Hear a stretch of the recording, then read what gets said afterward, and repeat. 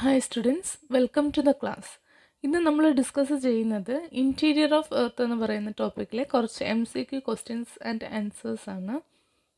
ഇവിടെ first question എന്ന് പറയുന്നത് which of the following is the correct order of earth internal layers from the surface of the centre എന്നതാണ് ചോദ്യം.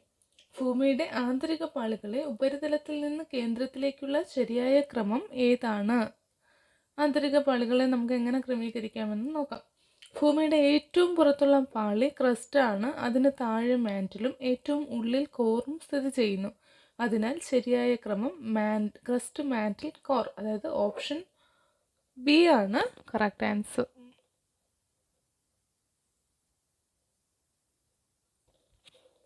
അടുത്ത ചോദ്യം, the lithosphere is composed of. Lithosphere എന്തുകൊണ്ടാണ് നിർമ്മിച്ചിരിക്കുന്നത് എന്നാണ്. ലിത്തോസ്ഫിയർ എന്നത് ഭൂമിയുടെ ഏറ്റവും പുറമേയുള്ള ഖരഭാഗമാണ്, അതായത് സോളിഡ് പോർഷനാണ്. ഇത് അപ്പർ മാൻറ്റലിൻ്റെ മുകൾ ഭാഗവും ക്രസ്റ്റും ചേർന്നതാണ്. അപ്പോൾ ലിത്തോസ്ഫിയർ എന്ന് പറയുന്നത് അപ്പർ മാൻറ്റലിൻ്റെ ആ ഒരു മുകൾ ഭാഗവും അതുപോലെ, അതായത് അപ്പർ മാൻറ്റൽ എന്ന് പറയുമ്പോൾ മാൻറ്റലിൻ്റെ മുഖഭാഗം ആ ഒരു ടോപ്പ് പൊസിഷനും ക്രസ്റ്റും ചേർന്നതാണ് എന്തെന്ന് പറയുന്നത്, ലിത്തോസ്ഫിയർ എന്ന് പറയുന്നത്.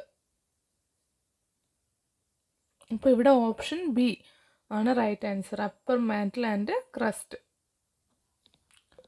അടുത്ത ചോദ്യം ഇതാണ്, asthenosphere is described as. Asthenosphere താഴെ പറയുന്നവയിൽ നമുക്ക് ആസ്തനോസ്ഫിയറിനെ വിശേഷിപ്പിക്കാവുന്നത് ഏത് എന്നതാണ് ചോദ്യം. ആസ്തനോസ്ഫിയർ എന്നത് ലിത്തോസ്ഫിയറിന് താഴെയുള്ള പാളിയാണ്. ഇത് പൂർണ്ണമായും ഖരമല്ല, മറിച്ച് ഭാഗികമായി ഉരുകിയതും അതിന് നമുക്ക് പാർഷ്യലി മോൾട്ടൺ എന്ന് പറയാം. മൃദുവായതുമാണ്, അതിന് ഡക്റ്റൈൽ എന്ന് പറയാം. ഈ പ്രത്യേകത കാരണമാണ് ടെക്ടോണിക് പ്ലേറ്റ്സിന് ഇതിന് മുകളിലൂടെ ചലിക്കാൻ കഴിയുന്നത്. അപ്പം നമ്മുടെ ആൻസർ എന്താണ്? Asthenosphere is described as partially molten and ductile. Option C is the right answer. അടുത്ത ചോദ്യം, geodynamical process are primarily caused by. ഭൂമിക്കുള്ളിൽ നടക്കുന്ന ഭൗതിക ചലനങ്ങളാണ് അവിടുത്തെ ജിയോഡൈനാമിക്കൽ പ്രോസസ്സ് എന്ന് പറയുന്നത്. ഇവ പ്രധാനമായും മാൻറ്റിലിൽ നടക്കുന്ന സംവഹനം, അതായത് ഹീറ്റ് കൺവെക്ഷൻ കാരണമാണ് ഉണ്ടാകുന്നത്.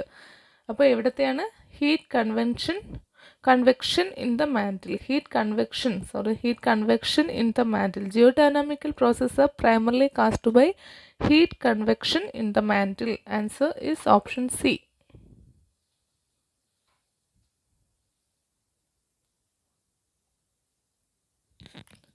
അടുത്ത ചോദ്യം, കോണ്ടിനെൻ്റൽ ഡ്രിഫ്റ്റ് സിദ്ധാന്തം ആവിഷ്കരിച്ചത് ആരാണ്? Continental drift theory was proposed by. Answer option A, Wegener തന്നെയാണ് കേട്ടോ, വെഗ്നർ. അതായത് ഭൂഖണ്ഡങ്ങൾ കാലക്രമേണ അവയുടെ സ്ഥാനങ്ങളിൽ നിന്ന് വ്യതിചലിച്ചു എന്ന സിദ്ധാന്തമാണ് കോണ്ടിനെൻ്റൽ ഡ്രിഫ്റ്റ്. ഇത് ആദ്യമായി അവതരിപ്പിച്ചത് ജർമ്മൻ ശാസ്ത്രജ്ഞനായ എ വെഗ്നർ ആണ്. ഇപ്പോൾ കോണ്ടിനെൻ്റൽ ഡ്രിഫ്റ്റ് തിയറി എന്ന് പറയുമ്പോൾ ആരുടെ പേരാണ് നമ്മുടെ മനസ്സിൽ വരേണ്ടത്? A Wegener. അടുത്ത ചോദ്യം ഇതാണ്, which of the following was the super continent suggested by Wegener. അതായത് ഭൂഖണ്ഡങ്ങളെല്ലാം ഒരുമിച്ച് ചേർന്ന് ഒരു ഒറ്റ ഭീമാകാരമായിട്ടുള്ളൊരു ഭൂഖണ്ഡമായിരുന്നു എന്ന് വെഗ്നർ വിശ്വസിച്ചു. അതിന് അദ്ദേഹം വിളിച്ച പേരെന്താണ്? താഴെ പറയുന്നവയിൽ. ആൻസർ ഓപ്ഷൻ സി, പാൻജിയാണ് കേട്ടോ, ഓപ്ഷൻ സി. അടുത്ത ചോദ്യം, the best evidence four see floor spreading is.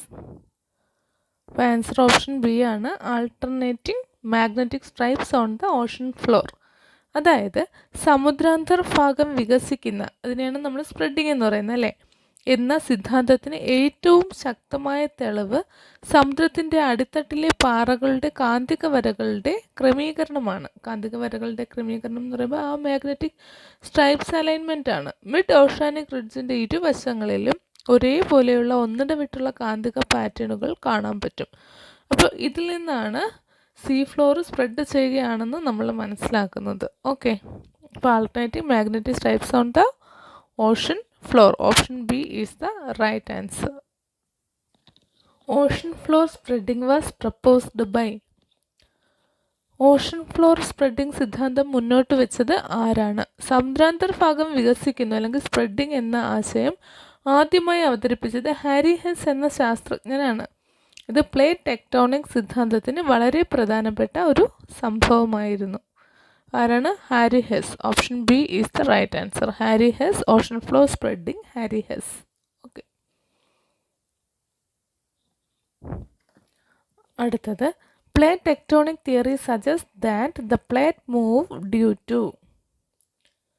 പ്ലേറ്റുകൾ ചലിക്കുന്നതിനുള്ള കാരണം പ്ലേറ്റ് ടെക്ടോണിക് തിയറി പ്രകാരം എന്താണ്? പ്ലേറ്റ് ടെക്ടോണിക് തിയറി അനുസരിച്ച് ഭൂമിയുടെ കരമായിട്ടുള്ള സോളിഡായിട്ടുള്ള പുറംപാളികളായ പ്ലേറ്റ്സ് അവയ്ക്ക് താഴെയുള്ള മൃദുവായ ആസ്ട്രോസ്ഫിയറിലെ ചലനം അല്ലെങ്കിൽ ആ മോഷൻ കാരണമാണ് എന്ത് ചെയ്യുന്നത്? നീങ്ങുന്നത്. നമ്മുടെ answer motion in the asthenosphere. Option A is the right answer. ചോദ്യം number 10. A convergent plate boundary is associated with. Answer option C, subduction zone. രണ്ട് പ്ലേറ്റുകൾ അടുത്തേക്ക് നീങ്ങുന്ന അതിരുകളാണ് ശരിക്കും കൺവേർജന്റ് പ്ലേറ്റ് ബൗണ്ടറി. ഇവിടെ ഒരു പ്ലേറ്റ് മറ്റൊന്നിന് താഴേക്ക് പോവുകയോ അതിനെയാണ് നമ്മൾ എന്തെന്ന് പറയുന്നത്? സബ്ഡക്ഷൻ. അല്ലെങ്കിൽ രണ്ട് പ്ലേറ്റുകളും കൂട്ടിമുട്ടുകയോ ചെയ്യാം. ഈ പ്രക്രിയ നടക്കുന്ന സ്ഥലങ്ങളെയാണ് നമ്മൾ എന്തെന്ന് പറയുന്നത്? സബ്ഡക്ഷൻ സോൺ എന്ന് പറയുന്നത്.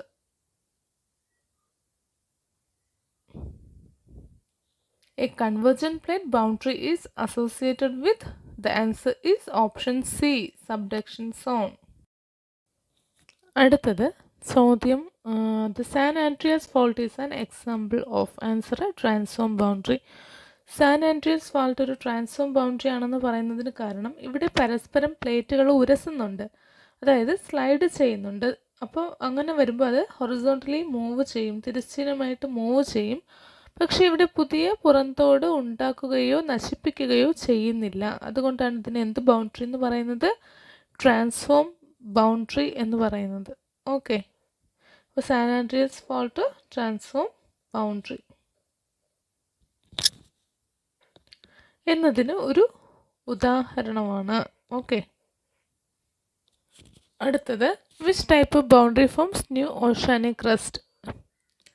ആൻസർ എ ആണ് അല്ലേ, ഡൈവേർജൻറ്റ്. എന്താ ഡൈവേർജൻറ്റ് ബൗണ്ടറി? ഡൈവേർജൻറ്റ് ബൗണ്ടറികളിൽ എന്താ സംഭവിക്കുന്നത്? പ്ലേറ്റുകൾ പരസ്പരം അകന്നു പോകും. അപ്പോൾ അവിടെ എന്തുണ്ടാകും? വിടവുകൾ ഉണ്ടാവും അല്ലേ? അങ്ങനെ വിടവുകൾ ഉണ്ടാകുമ്പം അതിലൂടെ മാഗ്മ മുകളിലേക്ക് വന്ന് തണുത്തുറഞ്ഞ് പുതിയ പുറന്തോടുണ്ടാകുന്നു.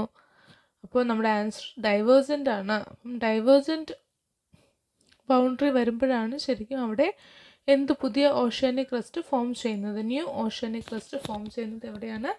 Divergent boundary. അടുത്ത ചോദ്യം, ബിനേവ് സോൺ എന്തുമായി ബന്ധപ്പെട്ടിരിക്കുന്നു? Answer deep focus earthquakes. എന്താണ് ബിനേവ് സോൺ എന്നാൽ? ഒരു സബ്ഡക്ഷൻ സോണിൽ ആഴം കൂടിയ ഭൂകമ്പങ്ങളുടെ ഒരു ബെൽറ്റാണ്. ആഴം കൂടിയ ഭൂകമ്പം, അതായത് ഡീപ് ഫോക്കസ് എർത്ത്ക്വേക്സ്. ഇവിടെ ഒരു പ്ലേറ്റ് മറ്റൊന്നിന് താഴേക്ക് വരുമ്പോഴത്തേക്കും ഈ പ്രതിഭാസം ഉണ്ടാകും. സബ്ഡക്റ്റ് ചെയ്യുമ്പോഴാണ് ഈ പ്രതിഭാസം എന്ത് ചെയ്യുന്നത്? ഉണ്ടാകുന്നത്. അപ്പം Benioff zones are related to what? Deep focus earthquakes. Deep focus earthquakes related to Binaev zones. അടുത്ത ചോദ്യം ഇതാണ്, Iceland lies on which type of plate boundary?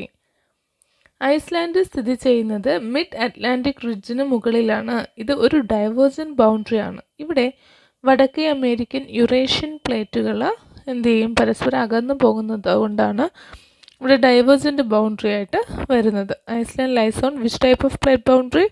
The answer is option b, divergent.